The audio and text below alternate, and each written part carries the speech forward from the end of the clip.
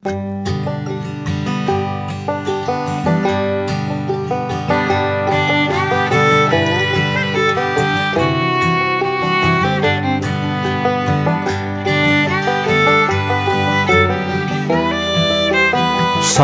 Bapak Ibu dan selamat bertemu kembali di YouTube saya Pendeta Rudolf H. Pasaribu Channel. Dengan dan lewat channel ini saya komit untuk senantiasa menyebarkan pengajaran firman Tuhan karena saya percaya berlandaskan Yesaya pasal 55 ayat 11 bahwa firman Tuhan yang saya dan Bapak Ibu, saudara-saudara semuanya juga ikut sebar lewat apapun termasuk lewat khotbah ini tidak akan kembali dengan sia-sia, tetapi akan bekerja sendiri lewat kuasa dan berkat urapan Roh Kudus.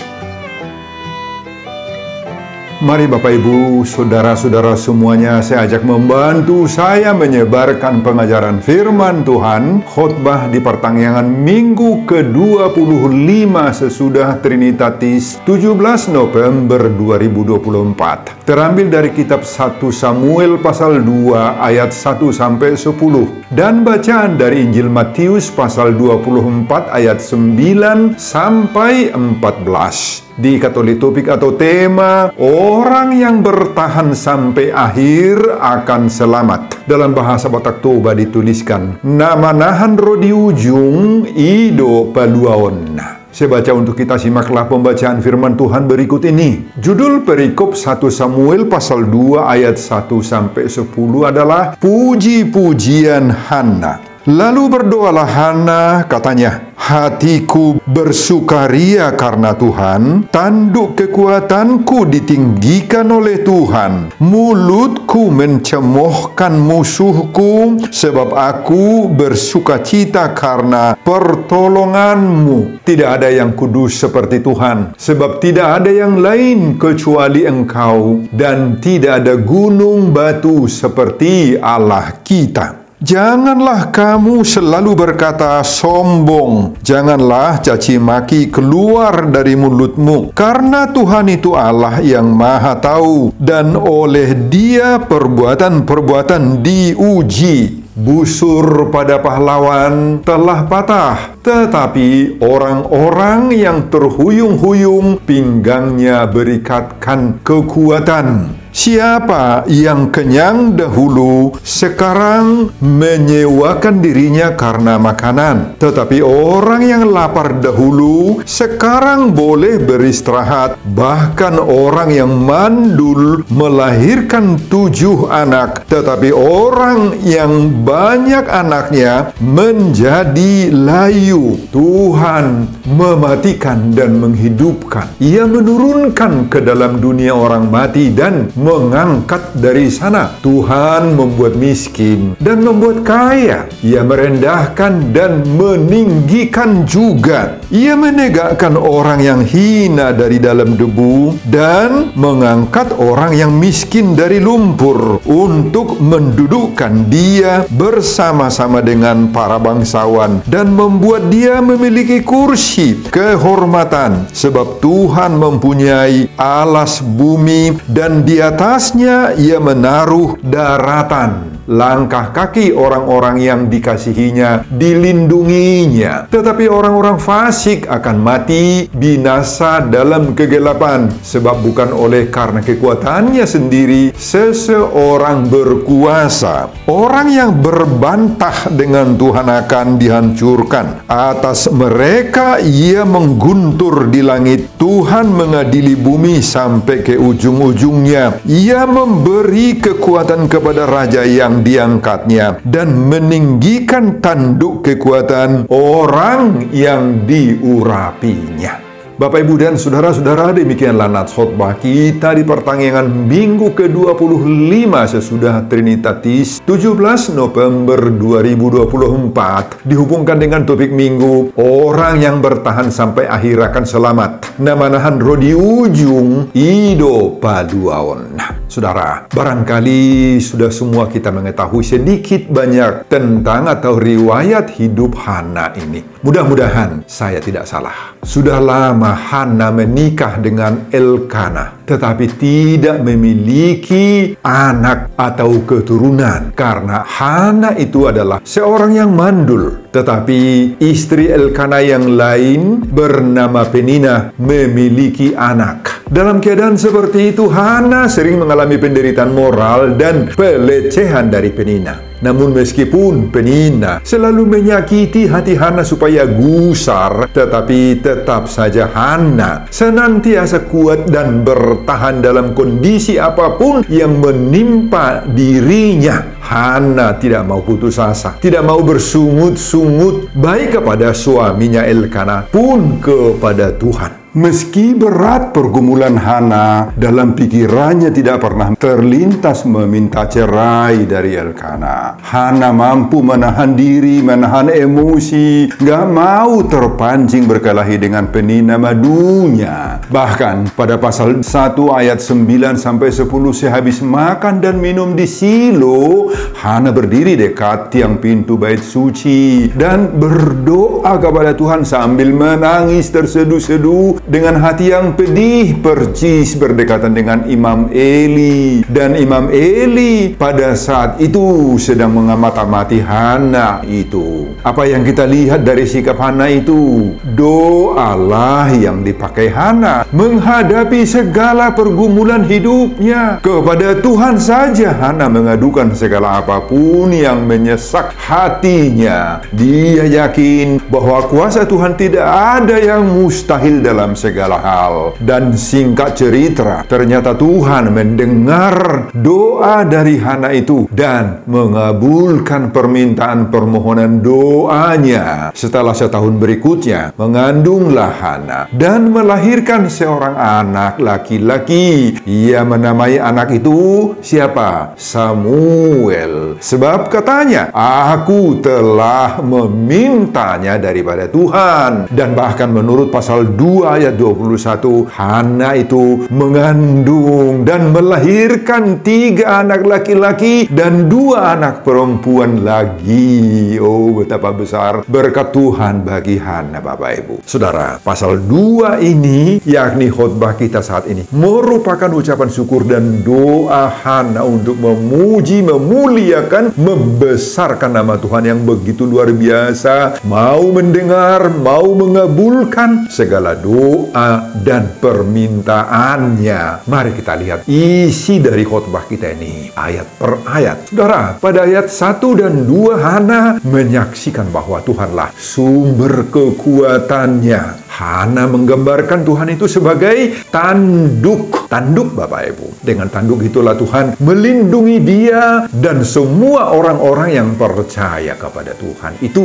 Tuhan sangat-sangat memperhatikan mereka. Yang tertindas, Tuhan adalah Allah yang memberikan keadilan bagi yang diperlakukan tidak adil. Pada ayat 3, Hana memperingatkan orang untuk tidak bicara berlebihan. Jangan sombong dan jangan terlalu membangga-banggakan kekuatan sendiri. Mereka yang seperti itu akan diuji dan menjadi lawan Tuhan. Tuhan sangat-sangat mengetahui sampai di mana kekuatan diri seseorang manusia itu, Bapak Ibu. Makanya Hana mengajar pendengarnya agar memiliki kerendahan hatilah. Kemudian pada ayat 4 dan ayat 5, Hana menyaksikan kekuatan Tuhanlah yang menopang manusia. Dan Tuhanlah yang memberikan segala yang dapat dinikmati oleh setiap orang. Siapa yang menganggap diri kuat akan direndahkan oleh Tuhan. Siapa yang butuh anak, jika dia memintanya kepada Tuhan, akan melahirkan anak. Pada ayat 6 sampai ayat 8, Hana menyatakan bahwa Tuhanlah yang berdaulat dalam segala sesuatu. Tuhan yang memegang nyawa setiap orang. Nafas setiap orang itu berasal dari topangan Tuhan sendiri. Nyawa setiap makhluk ada di tangan Tuhan. Jadi Bapak Ibu, Hana menasihati pembacanya, menasihati kita juga sekarang. Jangan menganggap dirimu kuat meskipun kuat. Jangan menganggap dirimu kaya dan berhikmat. Semua itu tergantung sepenuhnya kepada Tuhan. Kalau Tuhan berkehendak untuk mematikan kita, maka kekuatan atau kekayaan dan hikmat kita itu tidak akan sanggup menolong kita. Pada ayat 9 dan 10, Hana bersaksi bahwa Allah lah yang memberi damai sejahtera kepada orang-orang yang dikasihinya. Demikian juga sebaliknya, membinasakan orang-orang fasik. Makanya menurut Hana ini Bapak Ibu, jangan pernah berbantah-bantah dengan Tuhan. Mereka tidak akan diberkati,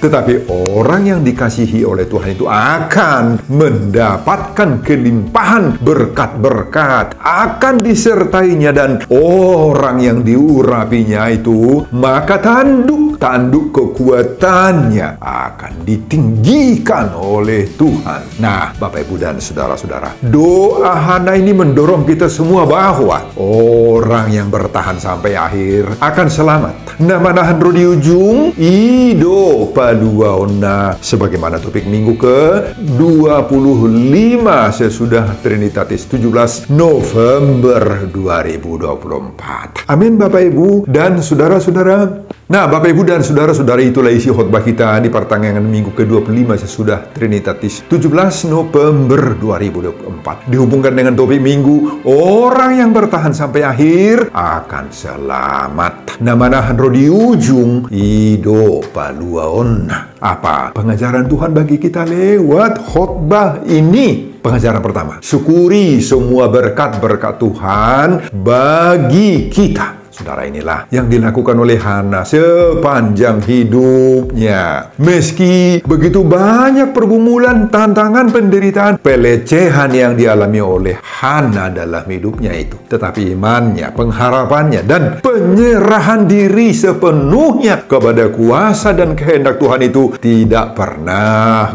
goyah. Itu Bapak Ibu, banyak yang membuat hatinya terluka, khususnya madunya sendiri, Penina ibangnya itu, karena dia seorang yang mandul, yang tidak bisa melahirkan, kandungannya sudah tertutup. Banyak yang membuat Hana itu sakit hati dan makan hati. Tetapi untuk semua hal yang membuat dirinya sakit hati dan makan hati itu tidak membuat semangatnya pudar. Tetapi dia menyerahkan semuanya itu kepada Tuhan saja. Dan semua perjuangan iman, perjuangan rohani, serta pengharapannya ternyata dikabulkan oleh Tuhan. Dikabulkan oleh Tuhan Bapak Ibu. Rahimnya dibuka oleh Tuhan untuk melahirkan, untuk membuahkan anak-anak. Mulai dari kelahiran Samuel dan anak-anak lainnya. Sebagaimana ditulis pasal 2 ayat 21. Saudara, inilah semua hal-hal yang mendorong Hana senantiasa bersyukur kepada Tuhan, berterima kasih kepada Tuhan atas segala apapun yang Tuhan izinkan, Tuhan perbuat baginya. Nah, Bapak Ibu dan saudara-saudara, kita harus akui bahwa begitu banyak dan begitu beragam-ragamnya yang telah Tuhan perbuat dalam diri kita, baik secara pribadi, secara keluarga, juga bagi gereja, bagi bangsa kita dari dahulu hingga sekarang toh. Nah, bagaimana sikap, bagaimana jawaban respons kita kepada Tuhan atas segala perbuatan Tuhan itu dalam diri kita, dalam hidup kita? Dalam perjalanan hidup kita sudah banyak menikmati berkat-berkat Tuhan. Ada sukacita, ada pertambahan harta, ada pertambahan kekayaan, ada yang mendapat kenaikan pangkat, jabatan, dan berbagai-bagai sukacita lainnya toh. Meskipun pasti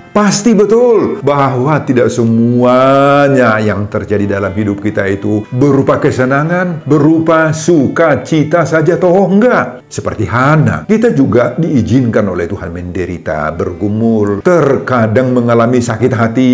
Pasti ada banyak hal-hal yang membuat kita resah, gundah gulana, perasaan pahit, ada duka, bahkan air mata menetes dari mata kita. Nah, apapun itu semuanya, itulah hidup kita. Dan di dalam semua itu ingat, ada Tuhan yang bersama-sama kita. Ada Tuhan yang menguatkan kita, menopang kita. Makanya Bapak Ibu, jangan Jangan ada yang bersungut-sungut, yang menyalahkan Tuhan. Tetapi bersyukurlah atas semua, atas apapun yang diizinkan oleh Tuhan terjadi dalam hidup ini. Di saat-saat seperti itulah Bapak Ibu, khususnya yang masih belum mendapatkan anak hingga sekarang, belum mendapatkan momongan atau cucu, semoga jangan ada di antara kita yang mencari kekuatan-kekuatan supernatural, yang lari ke dukun-dukun yang meminta pertolongan atau kuasa-kuasa magic, jimat-jimat untuk mendapatkan harapan-harapannya. Oh, jangan. Ingat dan percayai, Tuhanlah satu-satunya mata air berkat, mual nihamuluan, pemberi anak, pemberi cucu, pemberi pinopar bagi kita semuanya. Nah, mintalah kepada Tuhan seperti Hana ini Bapak Ibu, dan syukuri apa saja yang hingga saat ini diizinkan oleh Tuhan bagi kita terjadi. Amin Bapak Ibu. Yang mustahil bagiku, bagimu, bagi manusia, tidak ada yang mustahil bagi Tuhan. Tetaplah pegang sepenuhnya topik minggu ke-25 sesudah Trinitatis 17 November 2024 bahwa orang yang bertahan sampai akhir akan selamat. Nama-nahan roh di ujung Ido paluaona. Amin Bapak Ibu dan saudara-saudara. Pengajaran kedua, jangan sombongkan berkat-berkat Tuhan yang kamu terima. Saudara, inilah advice atau nasihat singot-singot dari khotbah kita ini lewat ungkapan Hana, sebagaimana kita temukan pada ayat 3 dalam khotbah ini. Janganlah kamu selalu berkata sombong, janganlah caci maki keluar dari mulutmu, karena Tuhan Allah yang Maha Tahu. Nah, ada suatu nasihat para pengajar filsafat begini Bapak Ibu. Ketika kamu mendapatkan apa yang kamu kehendaki, ketahuilah bahwa saat itu juga racun kesombongan juga sudah hinggap di dalam kesuksesanmu itu. Nah, apa artinya itu? Maksudnya, kesuksesan dan keberhasilan kita, itulah yang membawa kesombongan. Itu yang membawa perilaku untuk menganggar-anggarkan diri kita. Sikap seperti inilah yang kita jumpai pada istri madu atau ibangnya Hana bernama Penina di sini. Penina begitu sangat-sangat menyombongkan dirinya, melecehkan dan menganggap Hana itu kecil, tak berarti sama sekali. Dia menjadi sombong karena dia mendapat berkat-berkat Tuhan, yakni anak-anak. Sedangkan Hana pada saat itu masih mandul, tidak punya anak sama sekali. Nah, Bapak Ibu dan saudara-saudara, khotbah ini sekarang mengingatkan dan menasihatin kita semua. Ketika kita menerima berkat-berkat Tuhan, baik itu berupa harta, materi, ada kekayaan, ada uang yang banyak berlimpah-limpah, ada yang mendapatkan anak-anak turunan pinopar, Marnini, Marnono, semuanya, bahkan berbagai-bagai kesuksesan, kehebatan, ada jabatan yang kita sandang, ada talenta, ada bakat atau ilmu, pengetahuan apapun itu yang kita miliki secara fenomenal, maka Bapak Ibu, semua itu jangan membangkitkan kesombongan bagi kita, bagi Bapak Ibu. Hati-hati, jangan keberhasilan seperti itu kita pakai, kita jadikan, kita manfaatkan merusak saudara-saudara kita, teman-teman kita, membuat gaur huria kita, atau mungkin juga menyakiti hati teman-teman atau hati saudara-saudara kita. Jangan gunakan apapun dari berkat-berkat Tuhan itu menjadi senjata kita merusak orang lain, menjadi alat bagi kesombongan diri sendiri. Oh, jangan Bapak Ibu. Ingatlah bahwa Tuhan juga menguji kita lewat berkat-berkat yang kita terima itu. Amin Bapak Ibu dan saudara-saudara. Pengajaran ketiga, semua berkat berasal dari Tuhan. Serahkanlah kembali kepada Tuhan. Saudara, ada suatu hal yang menarik dari doa Hana sebagaimana kita temukan pada pasal 1 ayat 11. Di sana ditulis, Tuhan semesta alam, jika sungguh-sungguh engkau memperhatikan sengsara hambamu ini dan mengingat kepadaku dan tidak melupakan hambamu ini, tetapi memberikan kepada hambamu ini seorang anak laki-laki, maka aku akan memberikan dia kepada Tuhan untuk seumur hidupnya. Saudara, inilah doa daripada Hana. Inilah juga sekalian menjadi nazarnya. Saudara, bagaimana doa ini? Tuhan ternyata mengabulkan doa Hana itu. Lahirlah anaknya yang pertama, Samuel. Dan Samuel ini betul-betul dipersembahkannya kepada Tuhan, menjadi alat Tuhan, hamba Tuhan. Samuel itu dijadikan Tuhan hambanya. Dan bahkan Hana diberkati lagi oleh Tuhan, pertambahan putra 3 orang lain dan putri 2 orang lagi. Pasal 2 ayat 21. Jadi Tuhan memberikan Hana berlipat-lipat ganda berkat yang tidak pernah terpikirkan sebelumnya oleh Hana. 1 orang anak yang diminta oleh Hana, tetapi Tuhan memberikan tambahan lagi 5 orang anak bagi Hana. Saudara, inilah kunci dan rahasia berkat-berkat Tuhan itu apa? Jika kita meminta berkat dari Tuhan, maka dalam benak hati kita berkat-berkat itu sudah harus terlebih dahulu Bapak Ibu, kita persembahkan mereka kepada Tuhan. Meskipun itu belum terrealisir, inilah doa, inilah nazar. Dan setelah kita bernazar, maka Tuhan pun akan meresponi doa, meresponi nazar kita itu. Tuhan akan menghibahkan, tanda kutip, menghibahkan, mengamanahkan kepada kita berbagai-bagai berkat. Ada kekayaan, ada harta, mungkin pemberian ilmu, bakat, talenta yang bisa kita gunakan, ataupun kemampuan-kemampuan lain yang bisa kita pakai semuanya untuk